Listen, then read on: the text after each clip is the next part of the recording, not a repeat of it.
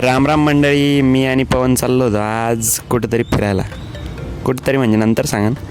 रस्त्याने आम्ही चाललो होतो, तेवढ्यात आम्हाला एक रस्त्यात मस्तपैकी गाईंचं नियोजनाचा गोठा दिसला. तो बघितला वगैरे सगळं केलं आणि समोर निघालो.